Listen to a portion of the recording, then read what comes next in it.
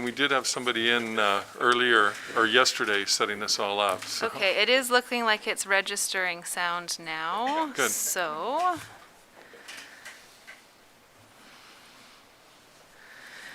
We'll just double check so we can get the speaker back on as well.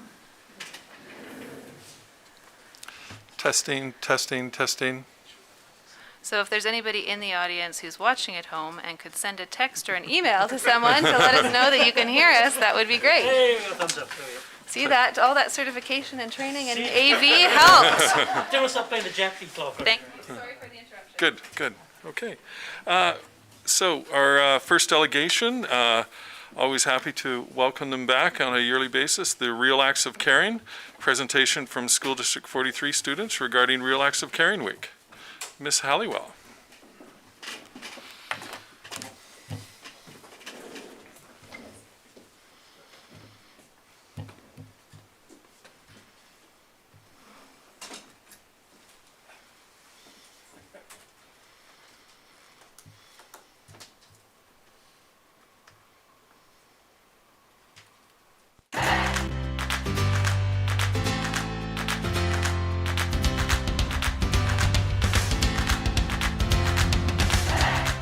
Welcome to this year's annual RAC Week, Real Acts of Caring.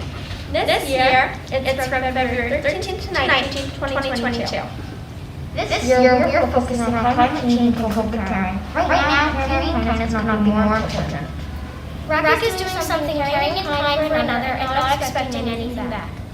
RAC has been around since 2006 and making our community a better place. We are concerned about climate change, and we believe that people are having a tough time during COVID. And that's why this year's theme is COVID caring and climate change. At this point, we are going to share our own ideas of how we can support climate change. A way to improve our climate is using things only when we need to. Examples: lights, stoves, plastic bags, and paper. Do little things like using both sides of the paper and planting trees. Use reusable utensils and plates instead of plastic and paper ones. Don't forget to ride your bike for your health and the world health. You can help by turning off the lights, stove, using both sides of the paper, and more. To help climate change, make sure your garbage goes in the garbage and recycling gets to the recycling. To help climate change, you can try to take shorter showers and turn off the light if you're not using that room. Do not use much electricity, walk when you can, and do not use much gas.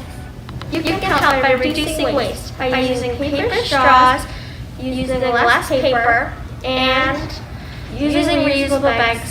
One thing you can do to help climate change is turn off the lights and no one's in the room. Now we'll share ideas as to how we can support COVID caring. Call a letter to loved ones so they don't feel like they're alone. If someone you know is in quarantine, video check them, ask how they feel and cheer them up. One thing you can do for COVID caring is if someone you know has COVID, then you can text them each day and ask them how you're doing.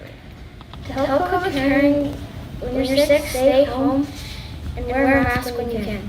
To help COVID caring, if you know anybody in quarantine, you can buy groceries for them and drop them off at their house if they can't go to any supermarkets or stores. Ways to support COVID caring are maybe trying to start 7 o'clock Saturday again to let the healthcare workers know how much we appreciate them and all their hard work. When a member of your family or friend is ill, you can call them, keep them company, and keep their mind off how they're sick.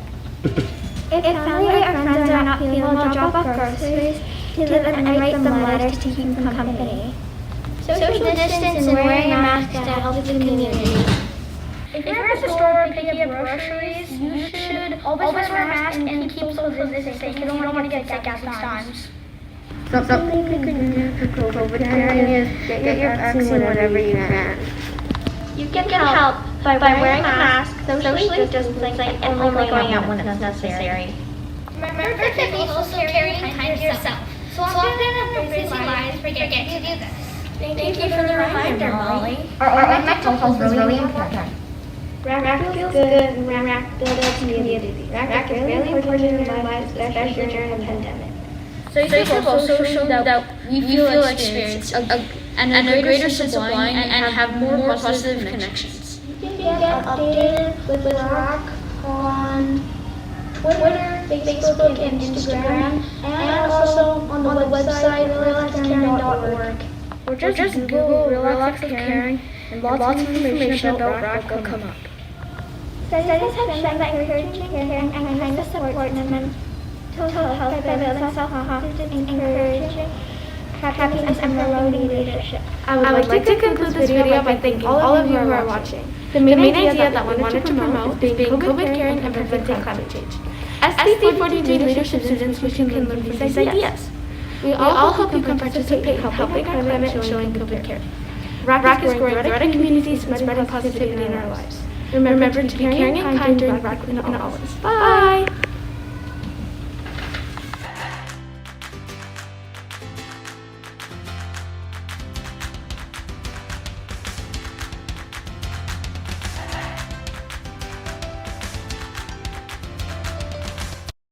Harriet Chang, a local resident as well, initiated this many years ago, and it's been a great cause. We put the sign up on the notice boards for Real Acts of Caring, and I think it's something that we could all adhere to from time to time. So anyway, thank you for the delegation. Now, the next delegation, we have Andrew Simpson, the Save Anmore Coalition. I just, first of all, wanted to say thank you for your patience. We had you scheduled last month, but when the Omicron variant started to rampage through the village, we delayed all delegations, so I appreciate your patience. Thank you.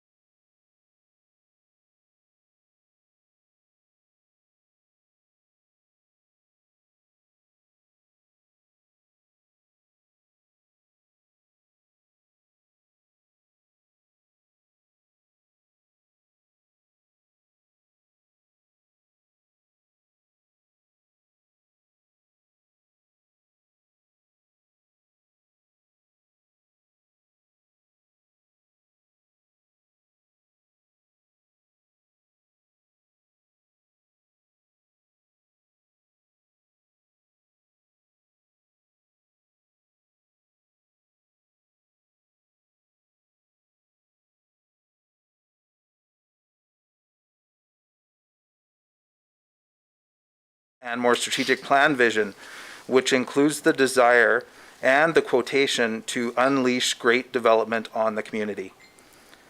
Despite Anmore residents being in the depths of the pandemic at this time, we came together with a petition to demonstrate to Council that they are accountable to their constituents, and because of this, Council should abide by the results of a democratic majority of residents on this critical issue that will affect the Anmore's future. In alignment with the spirit of provincial assent voting guidelines, the residents of Anmore petition that a survey or a referendum be conducted for all residents of Anmore prior to any public hearing relating to an OCP amendment and land use designation change for Anmore South. For the benefit of residents listening in on the YouTube broadcast, the petition is written as follows. I am submitting this as a formal petition to request that at the next civic election held for the residents of Anmore, there be conducted a referendum asking the residents of Anmore the following question, or substantially similar. Do you, as a resident of Anmore, support the redesignation of Anmore South lands from rural to urban, yes or no?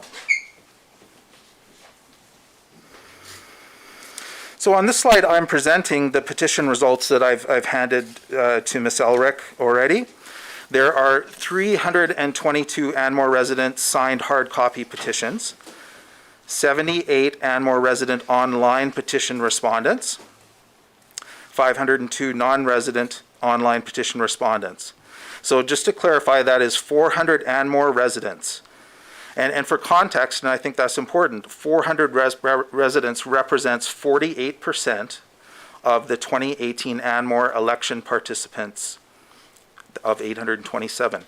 So that is a considerable proportion of Anmore voters who have a view to have a referendum or a survey put forward.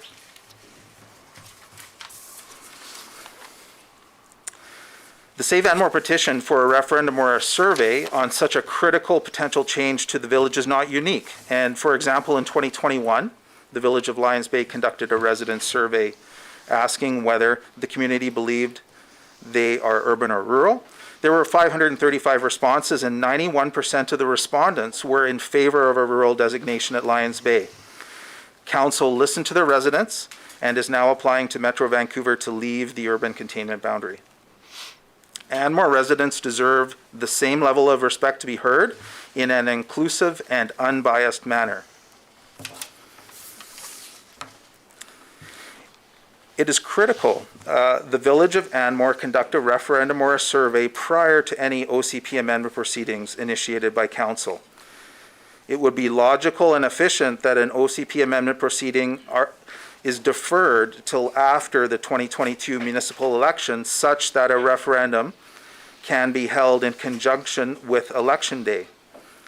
If Council's timeline for amending the OCP is sooner than the 2022 election, then a referendum or survey should be conducted prior to that.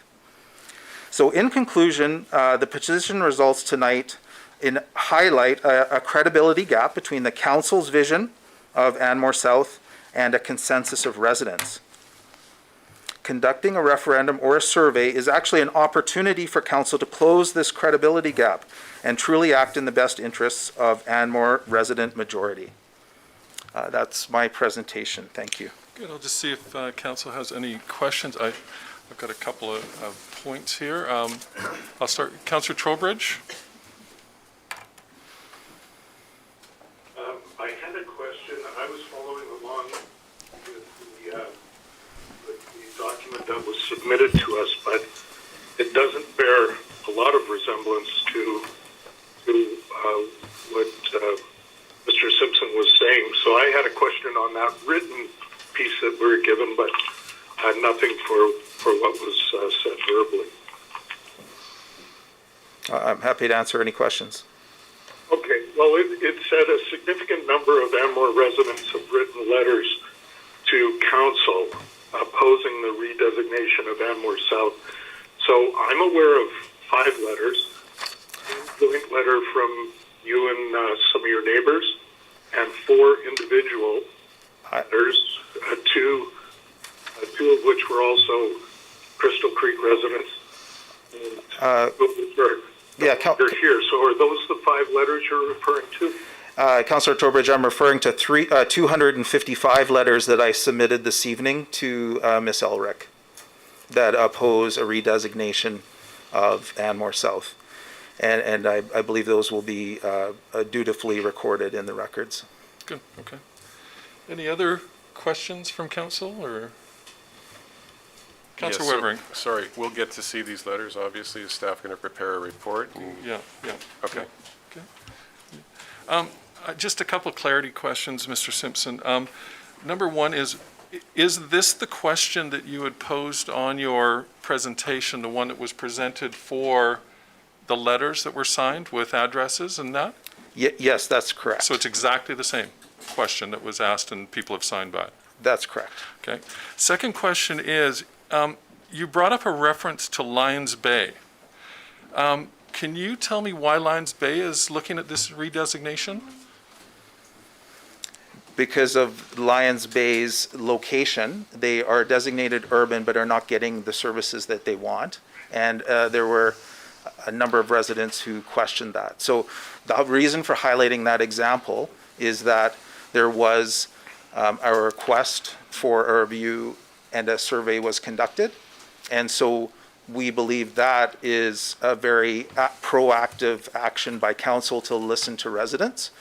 And our view is that providing a petition to say that there are concerns with the redesignation of the lands is very similar to this fact. And we just wanted to highlight that there was a council in the Lower Mainland that took very quick action to respond to an issue and actually abided by a democratic response.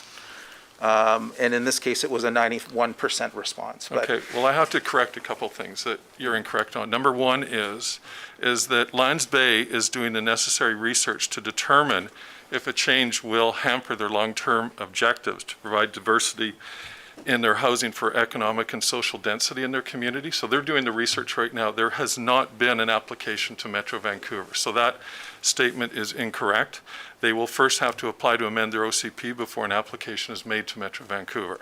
Yeah. I also am fairly good friends with the mayor, so I asked him about it. He said, the main purpose of this change in classification is Metro Vancouver's wood-burning apparatus bylaw. You are correct when you made the assertion that the municipality doesn't have a lot of services.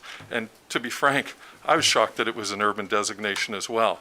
But they rely on fossil fuels, wood, oil, and propane to heat their homes.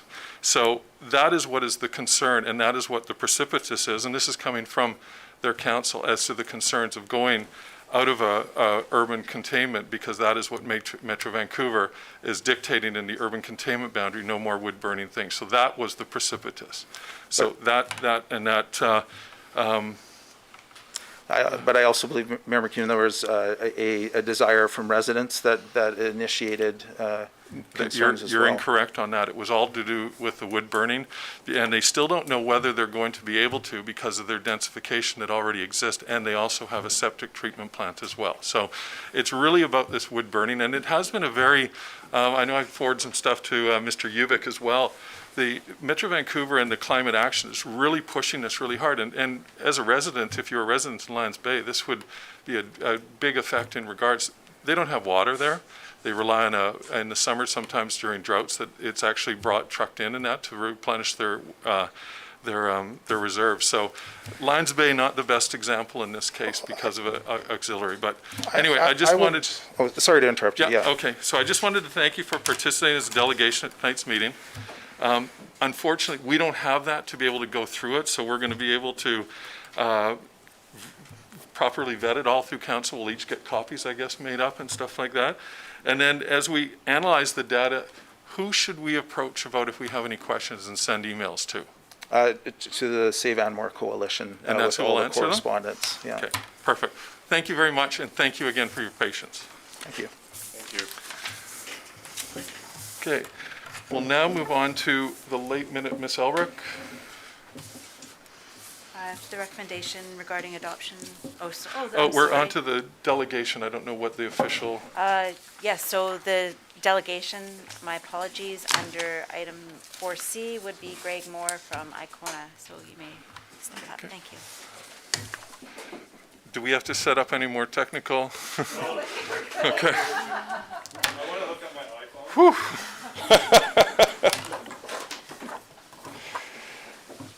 iPhone. Good evening, Mayor and Council, and thank you for allowing us to be a late delegation. When we saw the previous speaker on the agenda, we felt it was important to come forward to clarify some of the information that was presented in the survey, or the petition, sorry. So as you've heard, Mr. Simpson, who represents the Save Anmore group, is also representing the newly formed Anmore Residents Association. So I think it's important to... That's not true. Please, no comments while the city speaker. We extend that to everybody. And opposes the land use designation from rural to general urban in Anmore South. And so I feel the need to respond because the residents, I think, deserve some of the facts around what's being presented in this petition. I'd like to start off with the wording that accompanies a petition that's found on the Save Anmore petition website, which would read and which would help people whether they're going to sign this or not. And you know, I looked at the math that was done up there, and I quickly did some facts. It was interesting the way that Mr. Simpson spun the numbers. So of the 400 residents, when you take it and you divide it by the number of people that were elected, we know that there's a low election turnout. I don't know, in Anmore it's about less than 50%. So but right off the gate, it's 50% of the people that actually live in Anmore. And of that was in 2018, not in 2021 data that just came out. So if you looked at the 2021 stats, there's about 1,940 adults that live in Anmore, and you do the division, and it's about 21% of the people signed the petition. Or you could look at it differently, that 79% of the people did not sign the petition. So how did they arrive at those signatures? By suggesting the change of land use would mean, and I quote their website, the destruction of our forest and wildlife and the clear cutting of 150 acres of pristine forest. Frankly, who wouldn't sign a petition that says that, if it was true? However, it is not in the least, and there's nothing but fear-mongering in this petition. Misleading the facts by generating additional signatures and leading to a predetermined outcome, but to have a question on how to create angst and anxiety around the community is all that this has come to. Those opposing the change in the land use designation say the only way for Anmore South to retain its rural characteristics is by retaining the rural land use designation. It's not true. In fact, it's quite the opposite. Under Anmore's current zoning bylaw and tree cutting bylaw, Anmore South and the rest of the village is already zoned 1 acre single family lots. That means only 5% or 7 acres of Anmore South would be dedicated to the village as outlined in the village's financial feasibility study if we were to proceed with the 1 acre lots that we're allowed to do. As a result, 143 acres would remain private lots, and 80% or a majority of the trees can be removed according to the tree cutting bylaw. In contrast, a change in land use designation to general urban would ensure the protection as much as 10 times the amount of forest and green space compared to the current land use designation and place this land in public hands. Additionally, it will make a way for a network of trails, protect and strengthen the existing natural streams and waterways, and create wildlife corridors. The only way to retain the rural character and save the majority of the forest is to move forward with an OCP change. Over the last several months, as you know, we've engaged more than 500 residents, approximately 26% of the adults who live in the town. And they've clearly said to us, they want to protect the rural character of Anmore South. They want to preserve the nature and protect the environment. They want to see a diversity of housing for seniors so they have the opportunity to age in place, for young people, young working professionals and families to stay in Anmore. They want to create a complete community that will provide access to recreation, basic conveniences, and a community that is self-sustaining. They want to connect the community. They want to ensure that a connected community is open for generations to come. All of these aspects are at core of the vision that is being created. As I referred earlier, the presenter this evening is a founding member of the Anmore Residents Association and hopes the issues identified this evening are a signal of what's to come for the association. People have expressed concerns that instead of having an honest debate about the facts, the association and the Save Anmore group has created this as a political purpose to advance a political agenda in what is to come for this fall's election. As a former public official for 16 years, I've witnessed these types of tactics. They're a cloak and dagger, and and I hope that they will and I think that they will have a profound effect coming in this fall.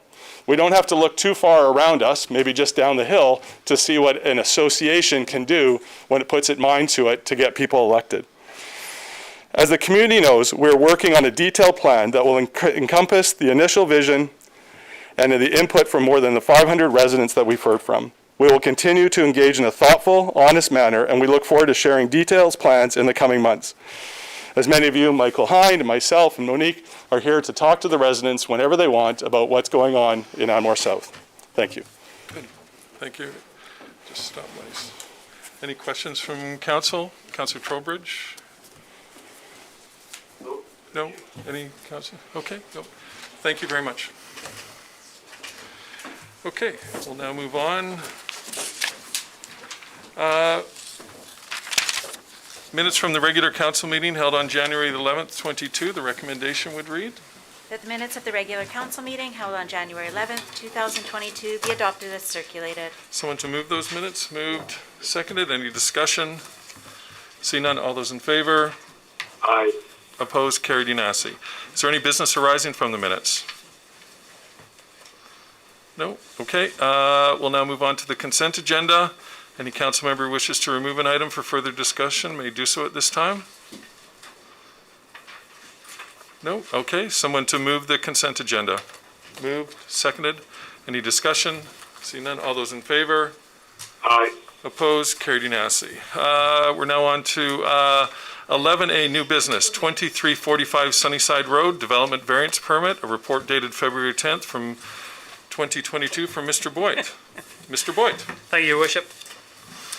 So today before you, we have a request to move forward with a development variance permit. As part of this development variance permit, we need to go out to the public and do some public engagement process. Well, not engagement process, sorry. Inform the public of a possible variance. So before you today to look at this variance permit. The variance permit is for 2345 Sunnyside Road. It's a recent infill applicant. As part of the subdivision requirement for this property, under review of the setbacks, it's come to our knowledge that one of the existing dwellings is actually within the setback. And now this dwelling was in place, we believe, prior to when the village took a right-of-way on what I would call the Corvado development road right-of-way, so half road right-of-way. So it's something that in retrospect, the village imposed onto this existing property. And so before you tonight to ask for council to look at providing us with the go-ahead to go forward with a public... So just in layman's term, the village just assumed this right away without letting the property owner really... Basically, yeah, okay. Like the building was there, and so, you know, Okay. even under the RS1 setbacks, it was basically 5 meters, and so when we did this, even change with the infill and keeping the side setbacks, it was the same process. There was what we call legal non-conforming. So the right-of-way actually imposed the... Yes. Okay. Before that right-of-way wasn't there, this wasn't an issue. Perfect. Okay, so the recommendation is that council direct staff to proceed with the public notice for a development variance permit to 3 meters for the side yard setback and bring it back to council for consideration and approval at an appropriate time. Can I get someone to move that? Moved. Seconded. Any discussion? Just Yeah. make sure, because you kind of cut out for a second. Chris, what I'm understanding, I think, from what you said, is that we essentially caused the problem by putting the easement there. Correct. Okay, thanks. I'm ready, sorry. Good. Councillor Wevering. Well, that was nice of us. Okay, so I just have a couple questions. On the map here, or the drawing, there's a service vault. How does that relate to this property? Should I not even be looking at this? I'm not too sure what that exact service vault is. It might be a water meter chamber box for the adjacent property, but it isn't within. That's actually within the road right away. Okay, so that might have served. Oh, sorry, councillor. That's actually on the adjacent property. Okay, so that might have served the old house that was on there. Okay. If the house is ever torn down, would the setbacks change? Yes, as part of that, we'd look to go back to the 5 meter setback. Okay. And then when it says front yard to 3 meters, it looks like the side yard to me. Are we calling that the front yard? Because the house is close to the new road easement, correct? Should that be side yard? So yeah, so this is, Sunnyside would actually be running this way on the map. And this is Okay. actually the small right of way that's there right now. That makes Right, sense? right. Okay, so Yeah. that's the 3 meters, right? Yes, it's referred to as a side setback, but Okay, not the good. Sunnyside road Yeah, setback. exactly, but it said something on there about front yard setback, but it seems to me it's. So that's the side- 10 meters at the front. Ah, That would be on Sunnyside is considered the front Yeah, of the property. okay, maybe it's just in the wording. I should have circled where that is. But it is definitely considered the side, Yes. right? Okay, that's all I needed to know. Yeah, that's fine. Good. See no further questions. I'll call the question. All those in favor? Aye. Opposed? Carried unanimously. Okay, we'll now move on to 11B, Bylaw 587-2018, the Tree Management Bylaw Review. Report dated February 10th from Mr. Boyd. Mr. Boyd? Up again. Okay. The report in front of you today is in regards to a previous council meeting held on December 7th, where the Environment Committee reported back to council with a number of questions, I forget exactly, 9 questions, relating to a number of different pieces within the tree bylaw. Staff have taken it away and reviewed the questions, and the report obviously outlines some of our responses back and what we feel is an appropriate name in the species, adds specifics to the bylaw tree definition. So staff reviewed the bylaw and feel naming the species could become problematic due to the sheer number of potential tree species. We could proceed with the following and define a conifer tree, meaning a family of the conifer, identified as normally being evergreen, having needle-like leaves, and then broadleaf, meaning a tree other than a conifer. That kind of, a lot of tree bylaws kind of define it in that manner. I'm not, to be perfectly frank, sure what value that really brings, the tree bylaw. Once we define a tree, we treat every tree the same here, so something that we could consider. Number 2, incorporate climate change considerations in the replanting guidelines in detail. So the village could provide guidelines for species selections for replanting. However, most of the tree permits are for private property, and we feel it's appropriate that the decision should be made by the property owner. So that's one, I'm not too sure. As council, you do have somewhat an authority to say which trees are allowed back in the village. However, I think, staff, we look at it as, if you want to paint your wall blue, you're allowed to paint your wall blue. I don't know if we should really get into that. 3, consider clearer language other than may to consider the word shall. So this one is quite an important one in my opinion. The word shall is a strong word in case law, which ultimately means the decision maker has no leeway. So we therefore recommend continue the use of may, as it provides some flexibility. So we as staff, when we use the word may, we typically look at it as shall, but there are certain circumstances where, you might want some flexibility it could be something that, a resident, I'm kind of a great one forward right now, but it just allows us to make a decision that if it's actually in the public interest to keep this, we can make sure we say like, hey, in this particular instance, it's a good reason to keep it or not keep it. So that's why we keep it with the word may. Administrator should be more specific in it applies that someone singular, one person, perhaps unqualified, can make decisions. Everything should be signed off by a qualified professional. I understand what the comment was about, but most bylaws refer to the administrator as a CAO or someone of authority within that. So when we review a tree bylaw, we are typically asking for a certified arborist or qualified biologist to make us provide a recommendation. So I would say there is always a qualified person, and we go based upon the reports which are put in front of us, and then we also make sure that the report is adequate. So I don't really recommend we change the wording of administrator. Again, as it's pretty standard throughout all of our bylaws using the same language. 5, includes specifics for significant trees and wildlife trees.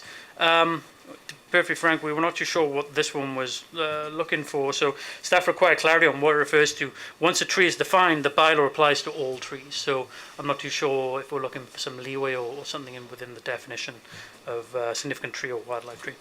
6, have a policy that applies our tree bylaw to municipal land. Refer to North Vancouver District policy regarding environmental protection on municipal lands. So again, I'm not sure if this answer is helpful, but our bylaw is applicable to our municipal lands as well.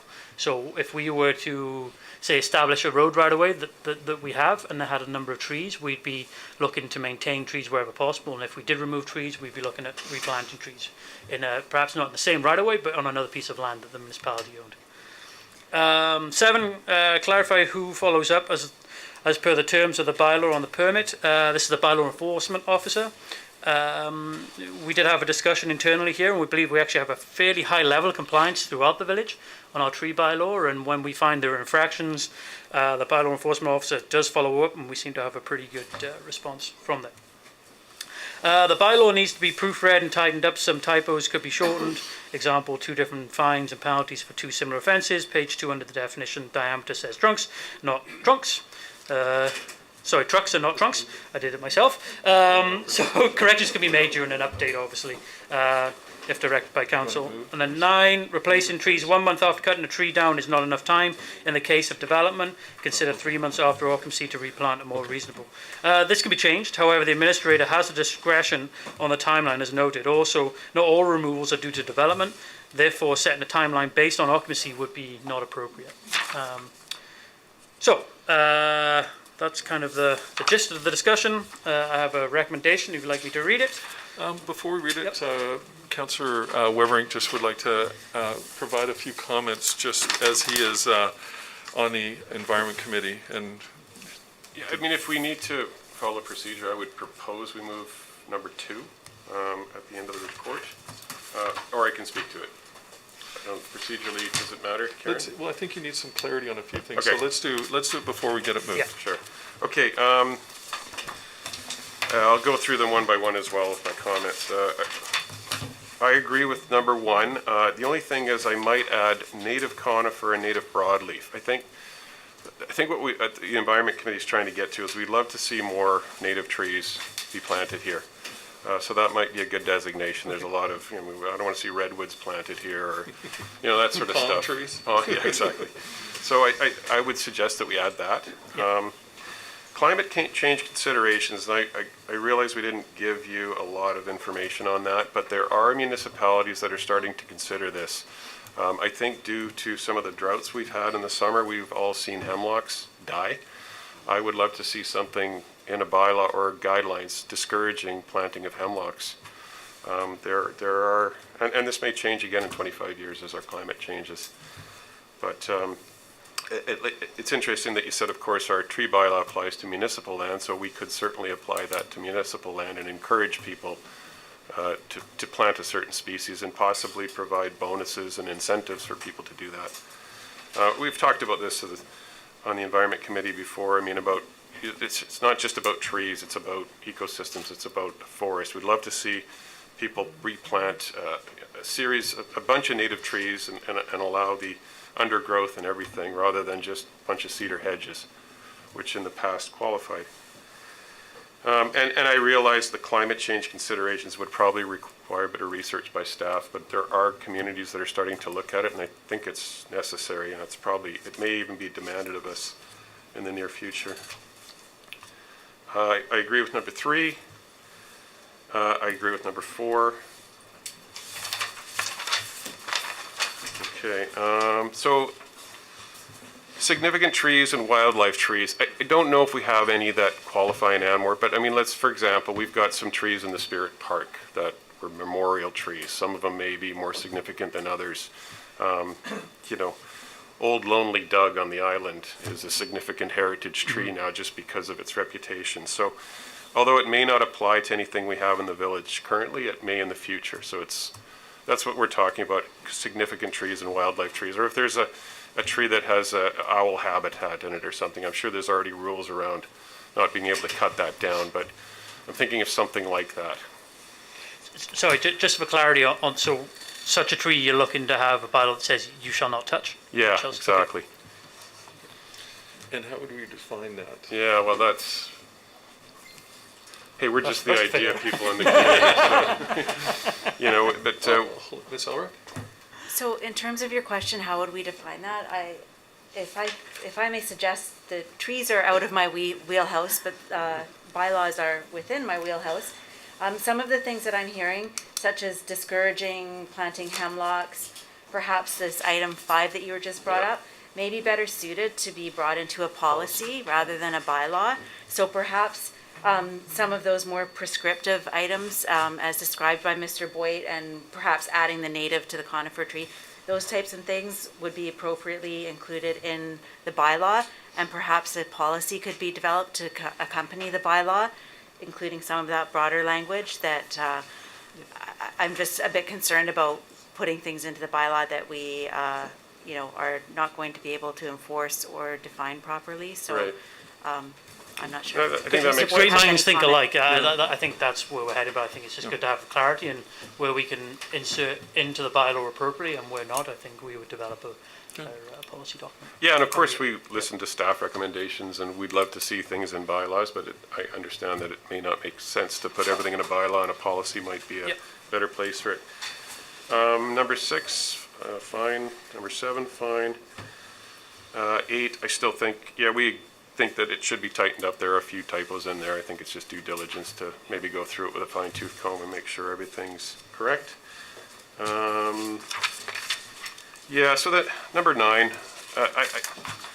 I'm hearing it's not really an issue that we're not really enforcing this. I think that what we were trying to get to is, like, it seems unreasonable. If you've cut a bunch of trees down, what's the bylaw say now? It's a month that it has to be replaced?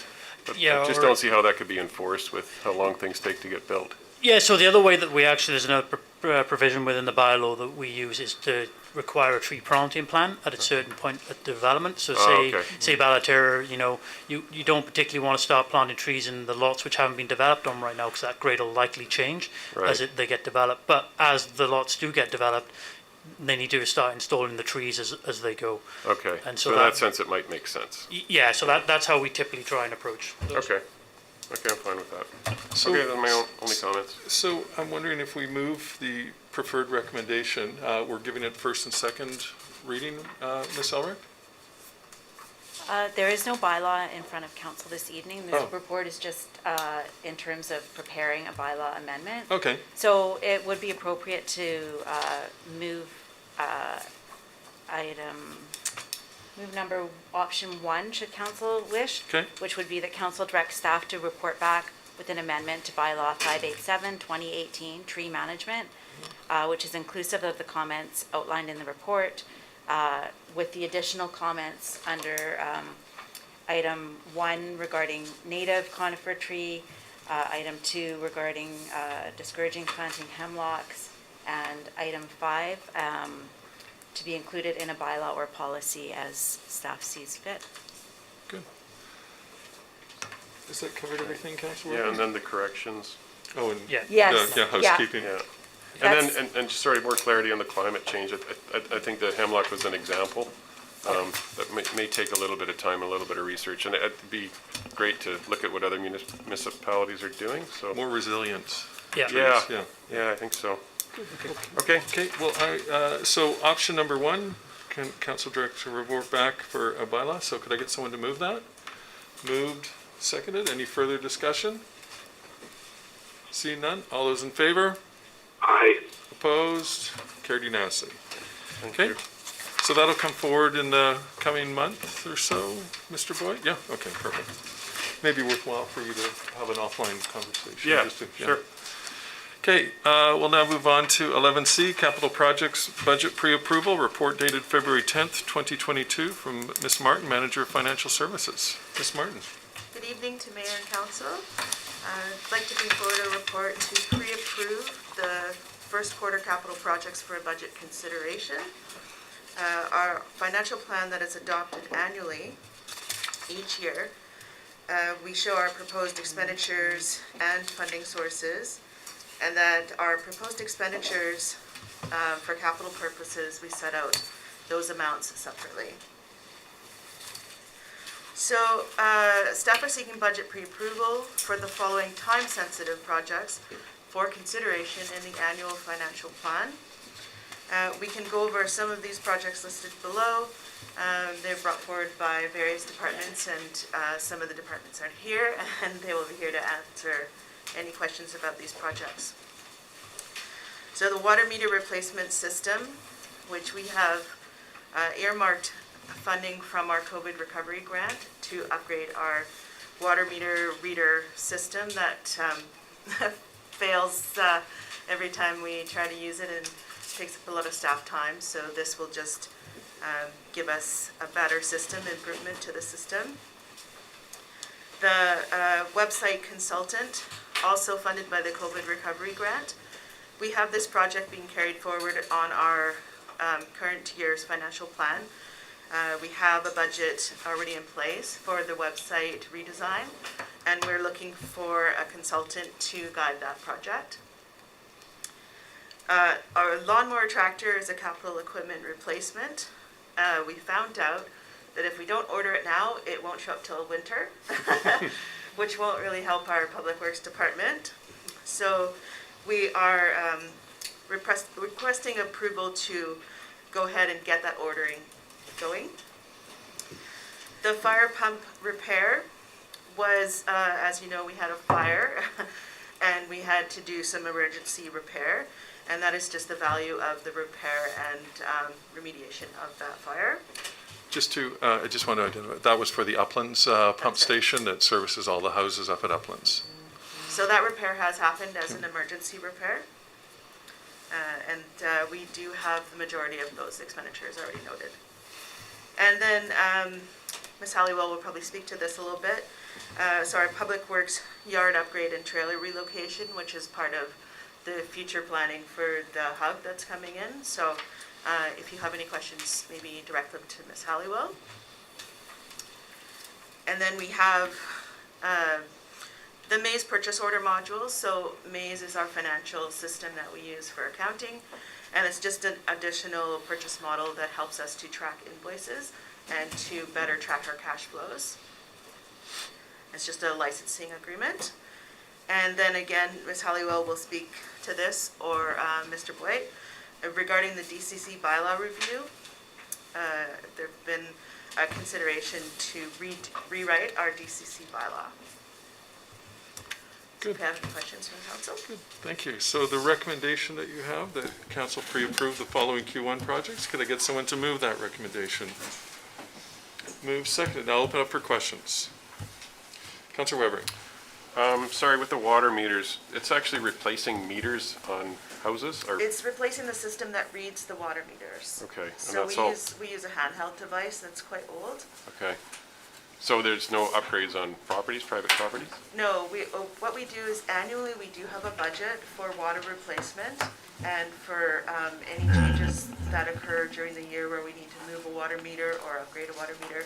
That's already in place within our okay. annual budget. Okay. This is to replace the system that we use to read the meters.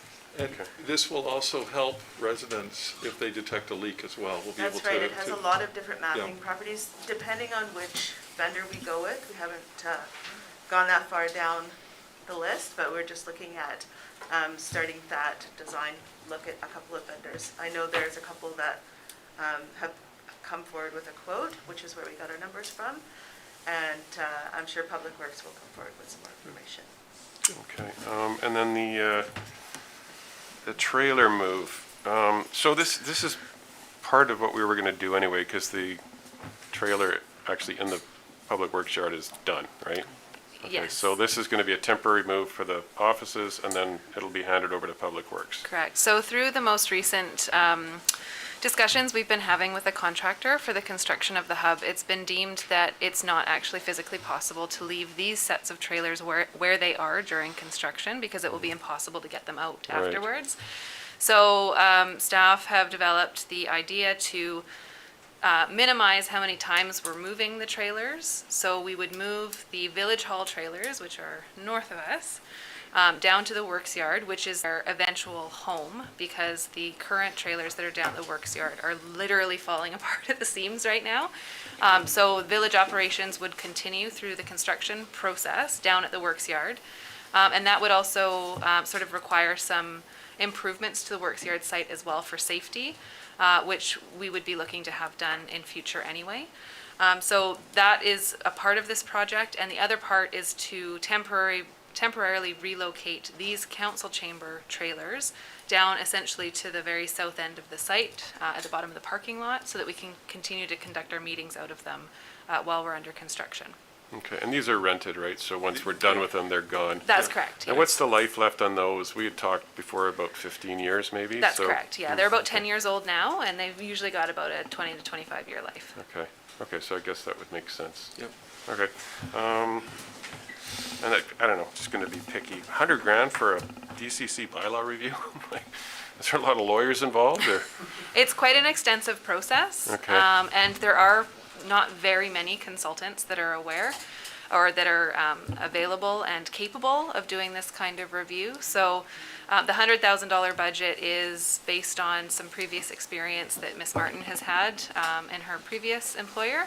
And so we do believe that the figure could be upwards of that amount. Okay, and this, It could potentially be even higher than that once we go out and see what we can get. okay, Depends, we did have a regional finance committee meeting today as well, and a lot of municipalities are actually looking at rewriting their DCC bylaws this year due to a couple of things. Obviously, there's a lot of development happening, but additionally, the DCC bylaw is based on projects. So with the increased growth in assessment, land, and costs, a lot of our rates that we have tied to our DCC bylaw are very low or out of date. okay, So that's a really good reason to even review okay. what you I was want. gonna ask that question actually. Yeah. And this will tighten them up for, you know, a long time moving forward?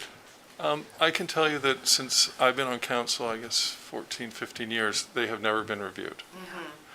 So they are very, very old, and just in layman's term, what these are development cost charges. So what the extra development puts as a cost on the existing infrastructure is really what it is. So as lots are created, they're going to put extra wear on certain roads, certain infrastructure, and that's to recapture this. And with the expense and how expensive things are right now, I think it is relevant to do that, but they are and they are tightly monitored. The provincial government monitors these. You cannot, they have to be within you have to be able to justify these charges very, very clearly. A lot of engineering work will go in there, although we have a good base to work from because we've done a complete inventory through urban systems of all of our inventory as part of our financial analysis. So I think it is well overdue, but I am shocked at the price, but I guess all municipalities will have to do this at some point, so. Yes, and I think as well, there's a lot of, because it's engineering based, really, the DCC bylaw review is using a lot of engineering, and those consultants are working on multiple projects this year, so it's going to be even harder to get those consultants in. So that's why we're really trying to get ahead of it. And if you hear today that member municipalities across the board are all looking to redo their DCC bylaw, so it's going to be a tight race to get someone qualified. Good. Any other questions, or are you finished? Any other questions? Okay, we have a recommendation that council pre-approve the following Q1 projects, so could I get someone to move that? Moved, seconded. Any further discussion? See none, all those in favor? Aye. Opposed, carried unanimously. Okay, now move on to the mayor's report. I just have a few things. It's in the agenda, the ombudsman report. Again, great work from our municipal staff and council. We have no investigations going again. I think this is for the second year in a row possibly in that, but a very good ombudsman report. Hemlock Road, I've been hearing from some residents in regards to the concerns of the current status of Hemlock Road. I know we're going to be taking the gravel off where it has failed, or taking the pavement off and graveling it for a while, but we're also looking at getting some pricing to be able to do the whole. Mr. Boyd, do you want to just comment on it, or where the status? Sure, I assume the question was coming, hence why I turned on Okay.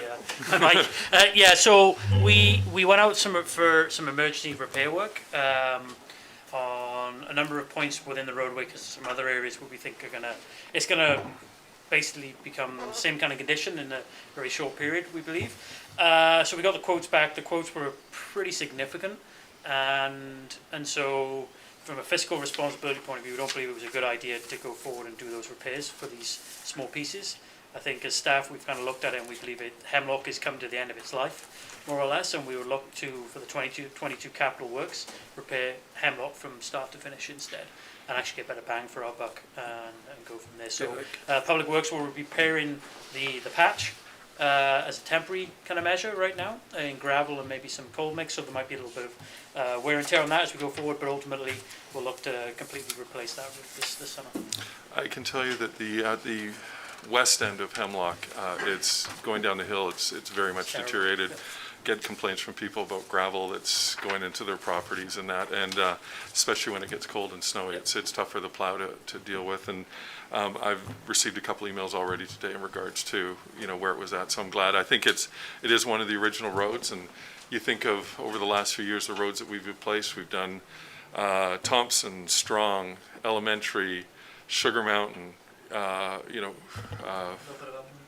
little bit of uplands as well. So it's good, and I'm glad that we've been putting money away through our fiscal planning to be able to take care of these. This is probably the last of the older roads to deal with, I would imagine.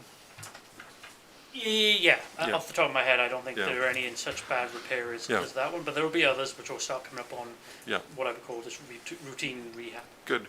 Well, thank you. And then finally, I just wanted to make a public comment regarding the Anmore Times. I wanted to apologize to the Anmore Times team on behalf of staff and council, as at the last council meeting, when the community grants were announced, there was a misunderstanding about whether we are currently providing funding for the Anmore Times beyond the recent grant approval.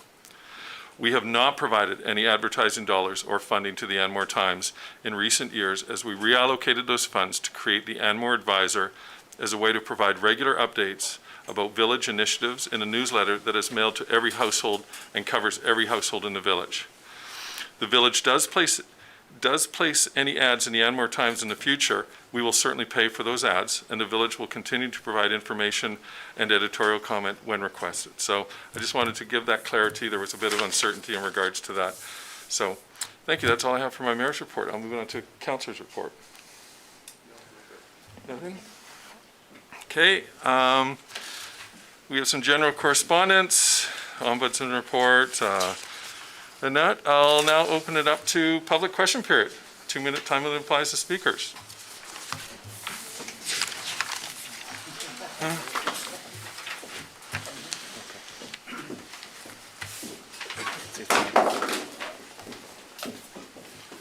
You just name an address. Andrew Simpson, 1466 Crystal Creek. Through the chair, may I ask Karen Elrick to read out our petition document, please? Just to clarify, I think there was some misunderstanding of what the petition statement was. She's going to be providing copies for all of council, so we'll be going through it all. There are some gross misstatements made by delegation, so I'm hoping we can clear that up. We're not. That's no effect to us. So we'll be going through the whole thing. It would have been great if we would have received that earlier, because then we could have gone through it all. But there's nothing to go through. It's just reading what the referendum is. I could actually clarify it right now if you'd like. I actually asked you, and you told me exactly what it was. So. Yeah, and I read it up on the screen. I think other people weren't listening at the time, but that's what it was. Good.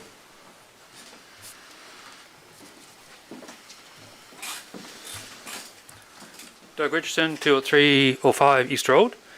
How many letters has council received in support of changing to an urban designation? Okay. Has council received a petition in support of changing to an urban designation? No? Thank you. No.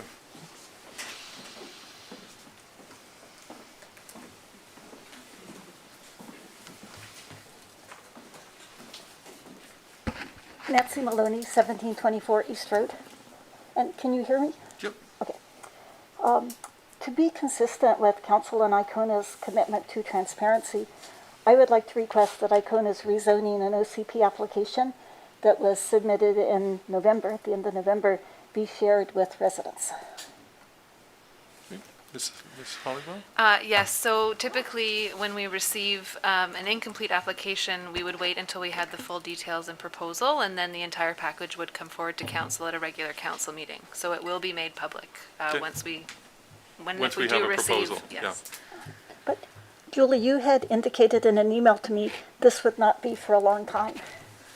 I don't have a current timeline on when we might receive the information, but at this point, we don't have any, so it wouldn't come forward to council. Is there a reason why this is not being shared with the community? We typically wouldn't provide an incomplete application to council until we had the details about what the proposal included, so that they could properly consider it. Okay, I had a couple more questions. Sure, go ahead. Okay, so in terms of mitigation of global warming, trees are actually quite an important element. So I was wondering if council and maybe the environmental committee has thought of taking like proactive action to promote the planting of trees. I know this is done in other communities with initiatives like setting a target for how many new trees will be planted every year, and also programs where the municipality purchases, like 1 tree per household or resident, and people can claim their tree once a year and plant it. Through the chair. No, we did sort of get to that a little bit at this last review of the bylaw. We're kind of concentrating on the bylaw, but I think the discussion around policy is kind of where we want to go with those kinds of ideas. I think I can speak for my committee. We would certainly encourage anybody to plant more trees, and if we could come up with a policy statement or a guideline, we'd be willing to work on that. And if you had some specific ideas, I'd be happy to hear them, Nancy, if you want to send them to me. Good. And your last question? Okay, so probably most people are aware of this, but lawn tractors, of which we are actually a Fender, we do have one that we're hoping to replace, but they're quite problematic in terms of, well, both noise and emissions. Like lawn tractors, we have a John Deere one that was purchased back in 1995 that we're hoping to replace. So I've done research on this, and there are actually battery-powered alternatives, tractors, which would be very quiet and no pollution-free. So I wondered if we could consider replacing the purchase of our tractor with something that's more environmentally appropriate. I certainly think it's something that we should look into, and Ms. Halliwell will pass that on to the Public Works. Okay. Okay, good. And I can provide the information that I've researched. Okay. If they would like that. Okay, thank you. Thank you. Okay. Jody Summers Cook, 1660 East Road. I wasn't planning on speaking this evening. Just a quick statement and then a question. In regards to the petitions, I was involved heavily in these, and I just wanted to say, out of the over 322 signatures that we got, maybe five people did not want to sign. The problem being, as we all know, we're in the middle of a pandemic. Looks like we are easing out of it. I would ask council and mayor again, can we not meet publicly at the school? The restrictions are being lifted. I hear Greg Moore speak, and, that's great to hear them speak, because they've been silent at the meetings.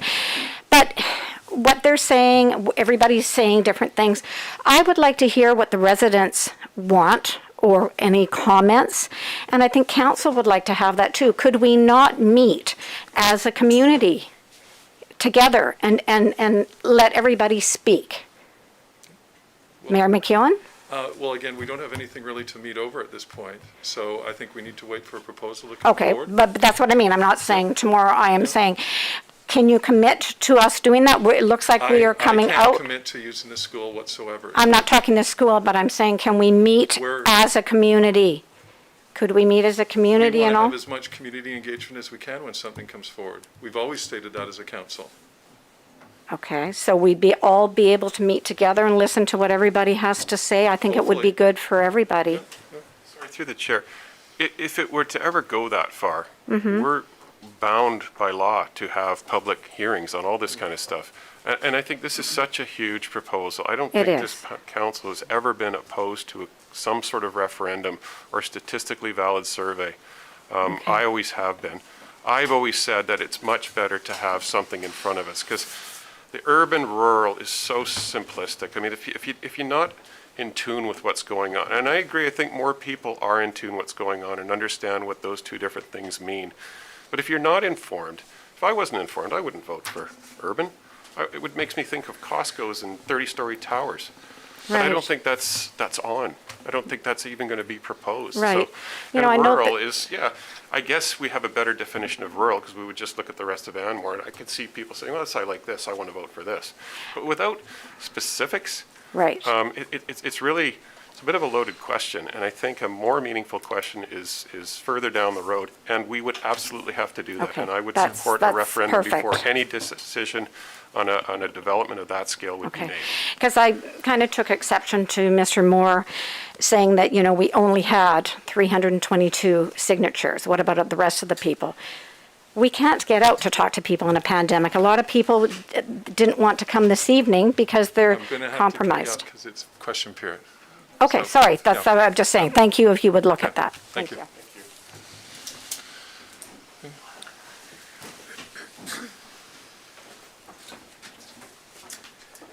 Ken Uvick, 120 Lansing Crescent. And through the chair, Mayor McEwen, I was wondering, Mayor and Council, you've been engaging the public for the last year and a half over the issue of the Anmore Southlands. And I'm wondering, in addition to that engagement with the residents, has there been any reaching out or engagements with the appropriate First Nations that may have an interest in this? I don't know what the proponent has. We have not seen anything. Well, my understanding through your information leaflets, it was council that was driving the potential OCP amendment and regional growth strategy amendment. So Two different things, Mr. Uvick. One is a development and one is just a regional growth context statement. So the two aren't, the okay, two, well then I'm lead. talking about the regional growth strategy. Yeah, no, we did not. Do you think that's necessary? It's not under Metro Vancouver's designation. But you just attended a lengthy directors meeting where the South Campbell Heights did not go, that change in designation did not go forward because they failed to consult with the Semiahmoo First Nation. Well, to correct you, it got deferred for the simple fact that the Semiahmoo Nation wants to be able to get those services, and there was a negotiation with Surrey. I'm not sure, well, not going forward and deferred is kind of the same thing. Not in my, not when it comes to. Okay, the point is, the Semiahmoo was not consulted. Yes, they And- were. Actually, they were. If you look at the tape, they were consulted quite extensively. The city of Surrey actually gave a whole 2-page document of all the different times they were. And I Okay. can also tell you that back in 2018, when the same proposal came forward for a residential component, the Semiahmoo band was completely on board with it because they were getting services at a different rate. Well, then it sounds like there was some comprehensive consultation. So my question, do you think it's necessary for the village of Anmore to consult with the interested First Nations? I don't know. I'd have to see when we get to that point.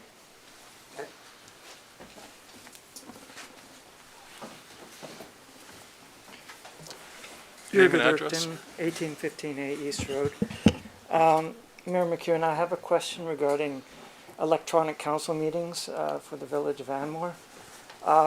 Last January's council meeting, which lasted all of 38 minutes, just below that, I submitted an emailed question to council, to question period regarding the matter, and received a reply. The public received a reply from Ms. Karen Elrick.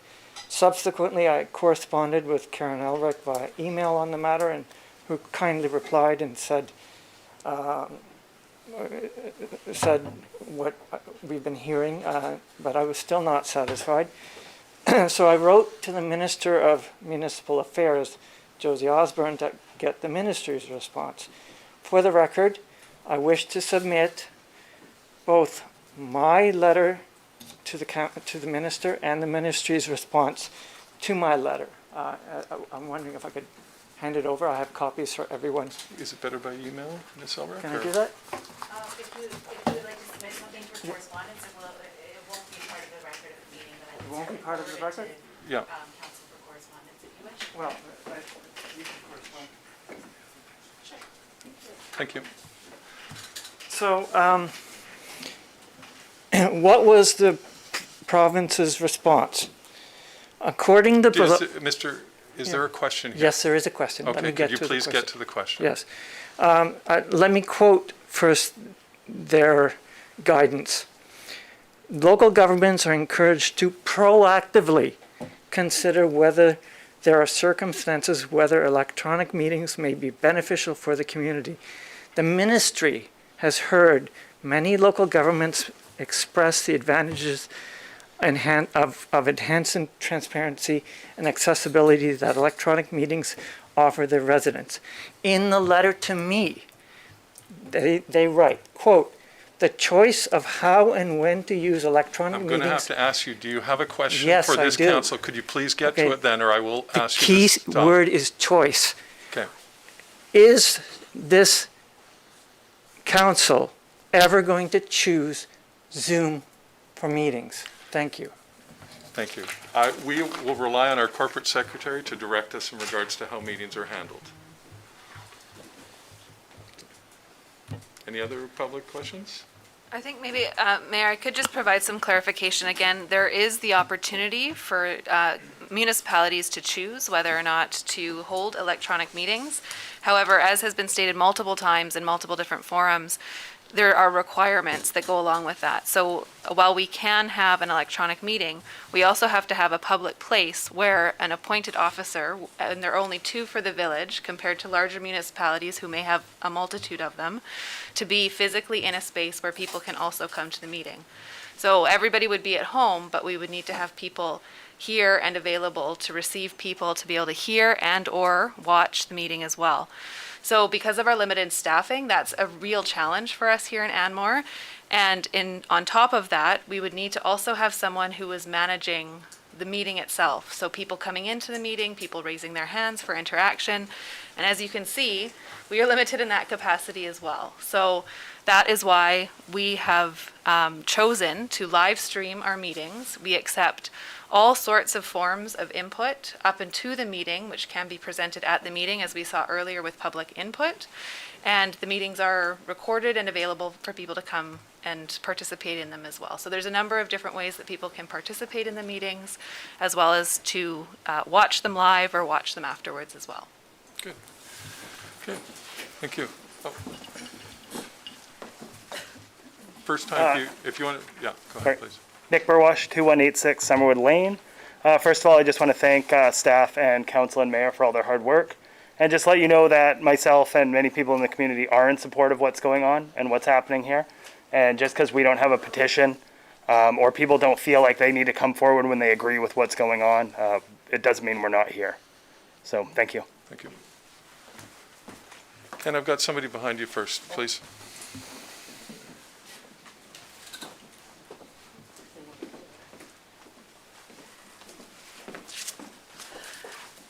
Trudy Schneider, 2318 Sunnyside Road. I don't understand why we don't have anything to talk about, so I'm asking you, why did it come up before council on an agenda to redesignate the lands to a rural designation, to an urban designation, and then we were told we could have input, which we did have an opportunity for some types of input, but now we don't have anything to talk about. Why was that all changed? To me, it seems different now. I'll give you the quick Coles notes. We were told initially that Metro 2050 was going to eliminate the special study areas, so we wanted to see what the community wanted to regarding that. Again, your husband actually voted in favor of the special study area back in 2008, and I was on council with him. I don't think my husband has anything to do with this question that I asked. He did, because he was the one that actually helped approve it. Excuse me, please do not bring my husband. Excuse me, I'm just bringing some clarity of how it was voted on. Well, please bring clarity, yes. So, and back in 2009, I guess, when it was done, this council, or a council at the time, voted in favor of it to be a special study area. So when it went to Metro 2050, there was this talk, and as well, when we knew that we were being forced to hook up Anmore Greens to the regional sewer system, there was also a conversation going on that the whole village was to be connected to that. So, and we didn't want to do that. So that's the Coles notes on it. I'm still not understanding why we were going to why we talked about it in April, and now we have a better idea of what people think, but we can't talk about it now. It's still not an answer for me. Okay. Thank you. Mr. Eva. Ken Uvick, Lansing Crescent. I have a curiosity. Councillor Trowbridge has been absent. This is the second time he's been absent. I certainly don't want to delve into his personal life, but through the chair, is that typical, and is that going to be an ongoing occurrence? Ms. Orr?